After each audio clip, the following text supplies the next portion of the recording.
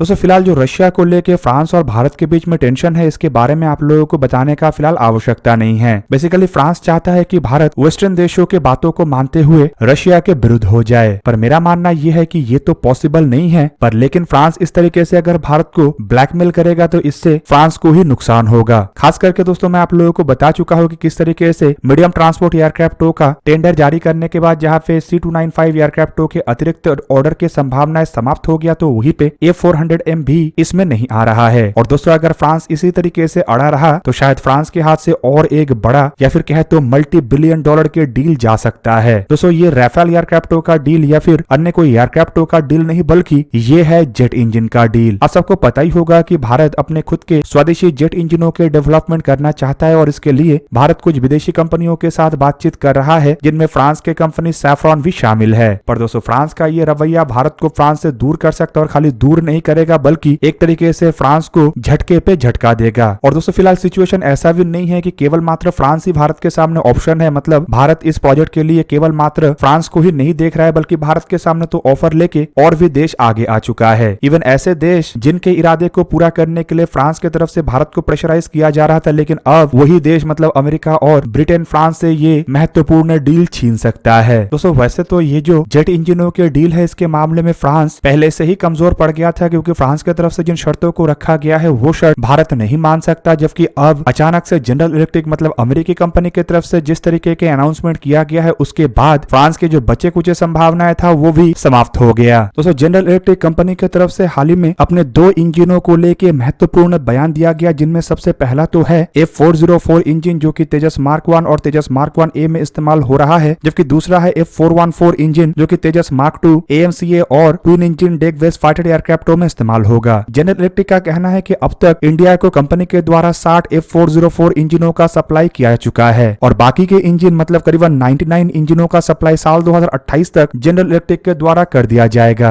अब दोस्तों दूसरी तरफ F414 इंजनों को लेके कंपनी के एक वरिष्ठ अधिकारी की तरफ से बयान देते हुए बताया गया है कि इन इंजनों का केवल मात्र असेंबली ही भारत में नहीं होगा, बल्कि संपूर्ण टेक्नोलॉजी ट्रांसफर होगा और ये भारत में बनेगा। अब दोस्तों ऑलरेडी जनरल इलेक्ट्रिक इन दोनों इंजनों के सप्लाई के कारण इंडिया के जो 110 किलोमीटर थ्रस्ट वाले इंजनों के डेवलपमेंट का प्रोग्राम है उसमें बेनिफिट हासिल करके रखा हुआ है। जबकि दूसरी तरफ अगर देखा जाए तो एक समय था जब जनरल इलेक्ट्रिक भारत को टेक्नोलॉजी देने के लिए तैयार नहीं था, लेकिन अब टेक्नोलॉजी देने के लिए भी हामी भर रहा है। दोस्तों F404 इंजनों को लेकर कंपनी की तरफ से बताया गया है कि अब तक भारत को कंपनी के द्वारा 60 F404 GE IN-20 इंजनों का सप्लाई किया गया है, जो भारत के द्वारा तेजस मार्क 1 लाइट कॉम्बैट एयरक्राफ्टों के प्रोजेक्ट में इस्तेमाल किया गया है। दोस्तों बेसिकली इन इंजनों के सहारे ही तेजस मार्क 1 के प्रोटोटाइपों का भी निर्माण हुआ है और जो 2 स्क्वाड्रन तेजस मार्क 1 एयरक्राफ्टों को इंडियन एयरफोर्स के लिए खरीदा गया है उनमें भी इन्हीं इंजनों का इस्तेमाल हो रहा है। हालांकि कंपनी की तरफ से यह भी जानकारी दिया गया है कि और अतिरिक्त 99 इंजनों का ऑर्डर भारत की तरफ से साल 2021 में दिया गया है और दोस्तों इन इंजनों का सप्लाई कंपनी के द्वारा साल 2028 और 29 तक संपूर्ण कर दिया जाएगा। दोस्तों ये जो इंजन है ये असल में तेजस मार्क 1A एयरक्राफ्टों में इस्तेमाल होगा। हालांकि भारत की तरफ से 83 तेजस मार्क 1A एयरक्राफ्टों को खरीदा गया और उसके लिए 99 इंजन का मतलब ये है कि भारत कुछ इंजनों को बैकअप में भी रखना चाहता है, ताकि इंजनों के रिप्लेसमेंट या इंजनों के खराबी के समय एयरक्राफ्टों के ऑपरेशंस में किसी तरीके का कोई भी मुश्किल ना आए। जिन नए F404 इंजनों को भारत के द्वारा खरीदा गया है, रिपोर्ट के मुताबिक उसके फर्स्ट बैच का डिलीवरी अमेरिकी कंपनी जनरल इलेक्ट्रिक की तरफ से साल 2024 से शुरू किया जाएगा। मतलब उसी समय इन इंजनों का डिलीवरी होगा जब भारत को पहला तेजस मार्क 1A एयरक्राफ्टों का डिलीवरी किया जाना है। अब दोस्तों ये जो इंजन भारत को अमेरिका की तरफ से सप्लाई किया गया है ये कोई ऑर्डिनरी F404 इंजन नहीं है, बल्कि इसमें full authority digital engine control system भी लगा हुआ है और ऊपर से जनरल इलेक्ट्रिक के प्रोडक्ट होने के कारण ये इंजन रिलायबल भी है। और दोस्तों जनरल इलेक्ट्रिक की तरफ से जिस तरीके से भारत में F414 इंजनों को भी निर्माण करने का बात कहा गया है, ये भी अब इंजनों के डील को और सुइटेबल बनाएगा। दोस्तों जनरल इलेक्ट्रिक के इंडो पैसिफिक रीजन के जो वाइस प्रेसिडेंट है मतलब योंगजिन किम की तरफ से हाल ही में बयान देते हुए बताया गया है कि अमेरिका केवल मात्र भारत में F414 IN-S6 इंजनों को मैन्युफैक्चर नहीं करना चाहता है, बल्कि इसका संपूर्ण टेक्नोलॉजी देने के लिए भी अमेरिकी गवर्नमेंट की तरफ से हामी भर दिया गया है। दोस्तों ये इंजन तेजस मार्क 2 और AMCA एयरक्राफ्टों के प्रोजेक्ट में इस्तेमाल होगा। हालांकि दोस्तों बार बार जनरल इलेक्ट्रिक की तरफ से इसी तरीके का बयान दिया जा रहा है और यहाँ पे दोस्तों आप लोगों को यह भी जान के रखना चाहिए कि जनरल इलेक्ट्रिक असल में F414 इंजनों का संपूर्ण टेक्नोलॉजी ट्रांसफर भारत को इसीलिए कर रहा है ताकि AMCA जैसे एयरक्राफ्टों के लिए भारत जो इंजन बनाना चाहता है उसमें भी कंपनी को बेनिफिट मिले। दोस्तों भारत जो 110 किलोमीटर थ्रस्ट वाले इंजन को बनाना चाहता है उसके ऑफर के अंतर्गत कंपनी के द्वारा भारत के सामने इंजन के रूप में अपने F414 EPE वेरिएंट मतलब इसके एनहांस परफॉर्मेंस इंजन वेरिएंटों का ऑफर रखा गया है। अब दोस्तों AMCA एयरक्राफ्टों के डेवलपमेंट और उसके फर्स्ट बैच में F414 इंजन इस्तेमाल होने के कारण ऑलरेडी 110 किलोन्यूटन थ्रस्ट वाले इंजनों के डेवलपमेंट में भारत को जनरल इलेक्ट्रिक कंपनी के द्वारा जो ऑफर किया गया है वो एक तरीके से बेनिफिट में है, क्योंकि अगर कंपनी के साथ मिलकर भारत इंजनों को बनाता है तो AMCA Mark 1 एयरक्राफ्टों में भी इस्तेमाल होने वाले इंजनों को आसानी से नए 110 किलोन्यूटन थ्रस्ट वाले इंजनों से बदला जा सकेगा। हालांकि अगर भारत तेजस Mark 2 के इंजनों को भी आने वाले समय में ऐसे इंजनों से बदलना चाहेगा तब भी ये आसान होगा। ऊपर से अगर टेक्नोलॉजी ट्रांसफर के अंतर्गत F414 इंजनों को भारत में ही निर्माण किया जाता है तो इससे एक तरीके से भारत में इन इंजनों के एक सप्लाई चेन भी क्रिएट होगा। और दोस्तों ऐसे सप्लाई चेन क्रिएट होने पर अगर जनरल इलेक्ट्रिक और भारत मिलकर 110 किलोन्यूटन थ्रस्ट वाले इंजनों का डेवलपमेंट करता है तो उसके लिए कोई एडिशनल सप्लाई चेन बनाने का आवश्यकता नहीं पड़ेगा और एक तरीके से आप कह सकते हैं कि ऑलरेडी एग्जिस्ट सप्लाई चेन से ही इन इंजनों के डेवलपमेंट और मैन्युफैक्चरिंग के प्रोसेस को आगे बढ़ाया जा सकेगा। दोस्तों ये तो जनरल इलेक्ट्रिक की तरफ से एक बहुत बड़ा ऑफर के तहत भारत के सामने ऑप्शन रखा गया है, लेकिन ये जो ऑप्शन है ये फ्रांस के ऑप्शन को संपूर्ण रूप से काट रहा है। क्योंकि दोस्तों आज से कुछ साल पहले ऐसा एक समय था जब इंजनों के डेवलपमेंट को लेकर भारत की तरफ से इरादा करने के बाद केवल मात्र फ्रांस ही एक ऐसा देश था जो भारत के सामने अपने ऑफर को लेकर आगे आया था और फ्रांस भारत को कुछ टेक्नोलॉजी देने के लिए तैयार था। हालांकि दोस्तों वो टेक्नोलॉजी भारत के लिए काफी नहीं था, पर फिर भी फ्रांस जितना टेक्नोलॉजी भारत के देने के लिए हामी भरा था उतना टेक्नोलॉजी कोई भी देश भारत को देने के लिए राजी नहीं था। पर दोस्तों अब समय बदल चुका है, क्योंकि फ्रांस जितना टेक्नोलॉजी भारत को देने के लिए हामी भरा है उससे भी अधिक टेक्नोलॉजी भारत को अमेरिका की तरफ से और ब्रिटेन की तरफ से ऑफर किया गया है। इवन दोस्तों ब्रिटेन के अगर ऑफर को देखा जाए तो ये अमेरिका के ऑफर से भी काफी आगे है और ब्रिटेन EJ200 सीरीज के इंजनों के बेस पे भारत के साथ नए इंजनों को बनाने को लेकर तैयार है और ब्रिटेन भारत को technology transfer intellectual property right तक देने के लिए तैयार है। मतलब इन इंजनों को बनाने के बाद और बिना ब्रिटेन के परमिशन के ही भारत इन इंजनों को एक्सपोर्ट कर सकेगा। जबकि फ्रांस भारत के सामने जिन इंजनों का ऑफर रखा है उसके अंतर्गत फ्रांस भारत को कुछ कोर रिलेटेड टेक्नोलॉजी देने के लिए तैयार नहीं है। ऊपर से इंटेलेक्चुअल प्रॉपर्टी राइट को लेकर भी फ्रांस आनाकानी कर रहा है। और दोस्तों फ्रांस के द्वारा जिस इंजन के बेस पे भारत के साथ नए इंजन बनाने का ऑफर रखा गया है, मेरा मानना तो यह है कि शायद उस इंजन के पास इतना ताकत नहीं है कि 110 किलोन्यूटन तक थ्रस्ट को जनरेट कर सके। बेसिकली ये इंजन है M88 इंजन जो कि फ्रांस के द्वारा 80 के दशक में बनाया गया था और राफेल एयरक्राफ्टों में इस्तेमाल हो रहा है। हालांकि राफेल एयरक्राफ्टों के लिए ये इंजन सबसे बेस्ट इंजन है, पर इस इंजन के जो कोर है वो शायद इतना कैपेबल ना हो कि इतना अधिक थ्रस्ट को जनरेट कर सके। हालांकि भारत के सामने ब्रिटेन और अमेरिका की तरफ से भी जिन इंजनों का ऑफर रखा गया है वो भी 80 और 90 के दशक में ही बनाया गया था, पर उन इंजनों को बेस पे ऑलरेडी हाई थ्रस्ट वाले इंजनों का डेवलपमेंट किया जा चुका है, जिससे कि एक बात तो साफ हो गया है कि उन इंजनों के बेस पे 110 या 130 किलोन्यूटन तक थ्रस्ट वाले इंजनों तक को बनाया जा सकेगा। हालांकि दोस्तों अब तक भारत की तरफ से ये साफ नहीं किया गया है कि भारत इंजनों को बनाने को लेकर कौन से देश के साथ आगे बढ़ेगा, लेकिन यहाँ पे जो डिप्लोमेटिक इश्यूज अब फ्रांस के साथ उभर के आगे आ रहा है, इससे मेरा मानना यह है कि फ्रांस के ऊपर भारत को अभी से इतना अधिक डिपेंडेंट नहीं होना चाहिए, क्योंकि फ्रांस कभी भी अपना फन खोल सकता है और कभी भी रशिया के विरुद्ध में जाने के लिए भारत को ब्लैकमेल कर सकता है। और फिलहाल दोस्तों भारत फ्रांस के ऊपर उतना अधिक डिपेंडेंट नहीं है जितना ऐसे इंजनों के डेवलपमेंट के बाद हो जाएगा। और ऐसे में अगर भारत को आने वाले समय में फ्रांस के द्वारा कोई ब्लैकमेल किया जाता है, चाहे वो रशिया के मुद्दे ना हो किसी और मुद्दे में भी ब्लैकमेल किया जाता है, तब भी भारत को कई तरीके के चुनौती या फिर कहते हो कई तरीके के मुश्किलों का सामना करना पड़ सकता है। इवन दोस्तों मेरा तो मानना यह भी है कि भारत अगर किसी भी देश के साथ जेट इंजनों को डेवलप करने को लेकर आगे बढ़ता है तो उसमें 100% टेक्नोलॉजीज के साथ 100% इंटेलेक्चुअल प्रॉपर्टी राइट को भी भारत को लेना चाहिए, ताकि वो देश अगर बाद में भारत विरोधी बन जाए तब भी भारत को ऐसे इंजनों के अपग्रेडेशन या इंजनों के मेंटेनेंस के साथ साथ इन टेक्नोलॉजी के इस्तेमाल से नए इंजनों को बनाने में कोई मुश्किल ना हो। दोस्तों आप लोगों को क्या लगता है कि जेट इंजन के प्रोजेक्ट से फ्रांस को भारत को बाहर कर देना चाहिए कि नहीं? कमेंट करके जरूर बताइए। दोस्तों आज का वीडियो यही पे ही करते हैं समाप्त। किसी और एक दिन किसी और एक वीडियो में मिलेंगे, तब तक के लिए जय हिंद, वंदे मातरम।